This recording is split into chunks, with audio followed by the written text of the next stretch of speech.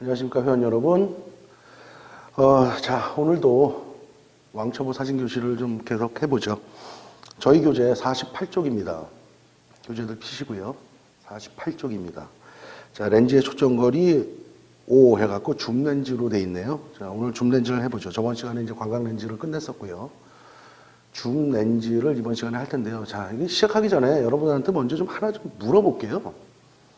여러분 줌렌즈들 많이 쓰시죠? 단일 렌즈들도 혹시 쓰십니까? 아니면 줌렌즈만 쓰십니까? 이제 여러 분들마다 다 틀릴 텐데 제가 이걸 왜 이렇게 여쭤보냐 하면은 요즘은 정말로 예전에도 이제 90년대 말 2000년대부터 이제 줌렌즈에는 이제 전성시대다 어쩌다 막 이렇게들 말들이 많았었고 또 사실 줌렌즈들의 성능이 현격하게 올라와 있어요. 그래갖고 이제 성능도 상당 부분 좋아졌고 지금 현재 나오는 것들은 뭐 이제 거의 카메라를 사게 되면 이제 줌렌즈들을 꽂아져 있죠. 여러분들 이제 콤팩트 카메라 쓰시는 분들도 앞에 보면 단일 렌즈는 이제 거의 없다고 봐야 돼요. 몇몇 기종에서 이제 프로 사진가들을 위해서 단일 렌즈 뭐 한 28mm 정도 화각, 24mm 있나? 그런 화각들 꽂힌 렌즈들 몇몇 개를 불구하고는 거의 다 줌렌즈들이 꽂혀져 있어요. 그 다음에 여러분들이 SLR 카메라를 쓰시게 되더라도 어때요? 번들 렌즈들이라는 게 거의 다가 줌렌즈죠. 그 다음에 이제 반대로 단일 렌즈들을 이제 우리가 취사 선택을 해갖고 사려는 입장에 지금 현재 와 있다는 얘기예요.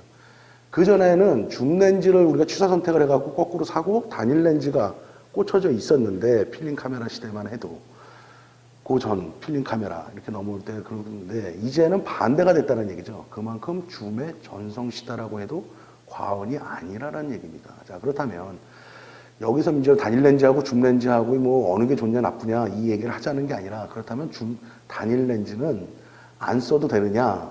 그건 이제 그렇지 않아요. 왜냐하면 메이커에서도 계속해서 이제 단일 렌즈들을 만들어 내는 그런 부분들도 있고 여러 가지들 때문에 줌 렌즈가 아무리 좋다 그래도 단일 렌즈가 또 할 수 있는 영역들이 있거든요. 그래서 줌 렌즈 오늘 이 시간에는 줌 렌즈의 특성하고 자 그렇다면 이 줌 렌즈들을 어떻게 사용하는 게 정말 효율적으로 쓸 것이냐 이런 이제 교과서 밖의 얘기들 우리 책에 없는 교과서 밖의 얘기들 해갖고 좀 이렇게 진행을 해볼까 합니다. 저희 교재 48페이지에 보면 뭐라고 써있냐면 줌 렌즈는 일정한 범위 내의 초점 거리를 한 개의 렌즈에 합쳐놓은 줌 렌즈는 가장 폭넓게 사용되고 있다. 자, 요즘에 이제 줌 렌즈의 전성시대라고 아까 했던 말 그 말이에요. 그래서 예를 들어서 줌 렌즈가 28에서 여기서 이제 105mm 예를 들어주고 있는데요. 105mm라는 줌 렌즈가 있다. 그러면 이 렌즈 하나를 가지면 28에서 105mm의 화각을 다 렌즈 하나로 끝낼 수 있다라는 얘기예요. 그렇다면 우리가 이걸 단일 렌즈를 가져간다. 그럼 몇 개의 렌즈를 살 수가 있을까요? 28mm를 하나 사야 되고요. 그 다음에요.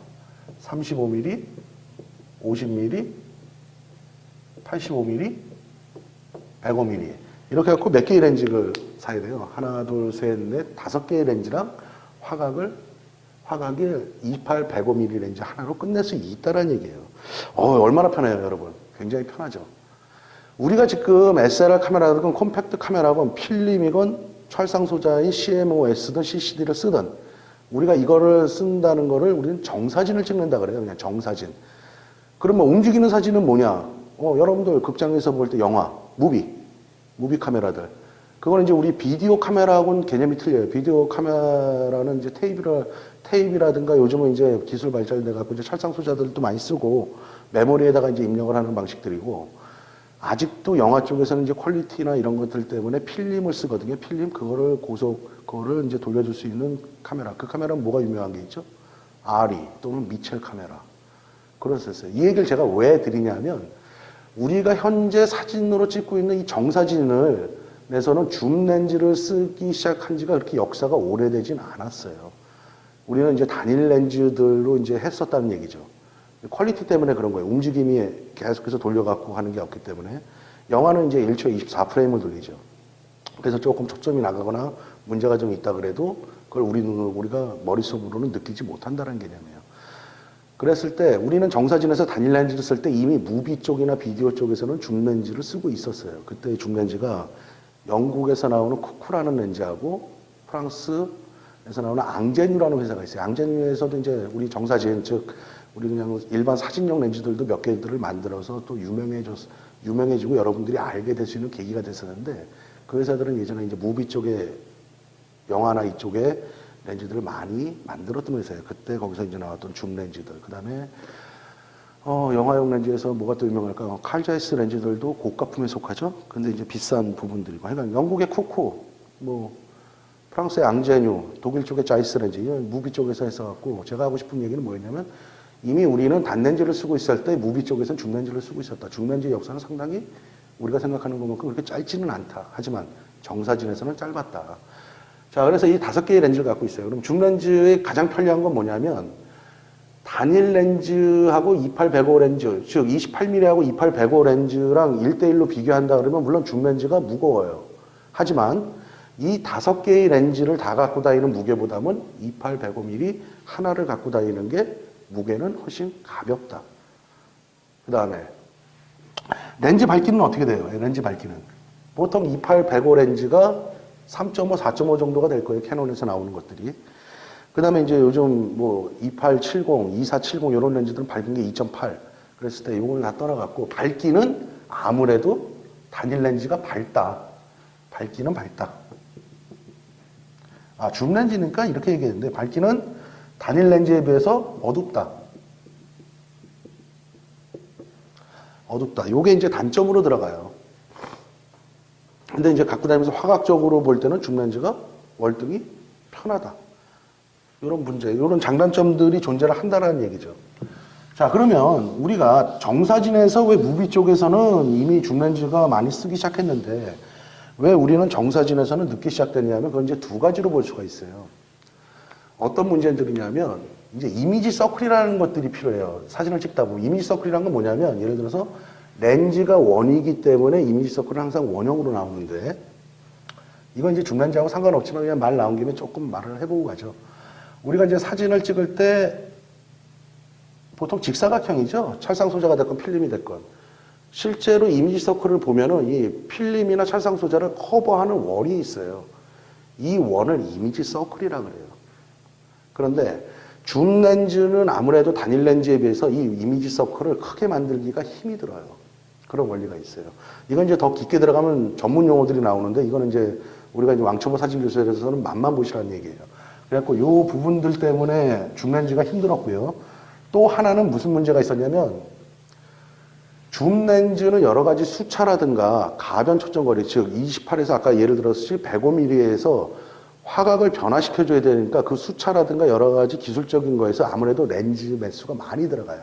예를 들면 우리가 뭐 28mm나 50mm나 85mm나 이런 렌즈들은 보통 밝으면서도 성능을 좋게 만들기 위해서는 한 7장, 6장에서 8장 정도의 렌즈면 아주 훌륭한 렌즈를 하나 만들 수가 있어요. 단일 렌즈에서는요. 렌즈 매수, 안에 들어가는 원석 자체를. 그런데 줌 렌즈는 28-105의 렌즈를 만들려면 아무리 뭐 좋은 렌즈들을 꽂아도 아무래도 12-13장은 들어가줘야 돼요. 그렇다면 무슨 문제가 생겨요? 어떠한 빛이 유리를 통과할 때 그 면마다가 반사가 되는 거예요. 반사. 그래서 이 반사되는 빛의 양 때문에 줌 렌즈가 실용화될 수가 없었던 이유가 한 가지가 또 있었다는 얘기예요. 그런데 정사진 쪽 역사 쪽에서 보면 1970년대 초반에 멀티 코팅 기술이 생기게 돼요. 그 전에도 코팅은 했었어요. 모노 코팅으로. 그런데 멀티 코팅 기술을 펜탁스사에서 이렇게 최초로 시도를 해갖고 성공을 하거든요. 그 이후부터 줌 렌즈가 굉장히 많은, 역사 속에서 굉장히 많은 것들로 만들어지기 시작하는 거예요. 그래갖고 이제 80년대 지나가고 90년대 와서는 굉장히 이제 비약적인 발전과 함께 성능도 굉장히 안정되고 여러 가지 면들이 좋아지는 계기가 된다는 얘기죠.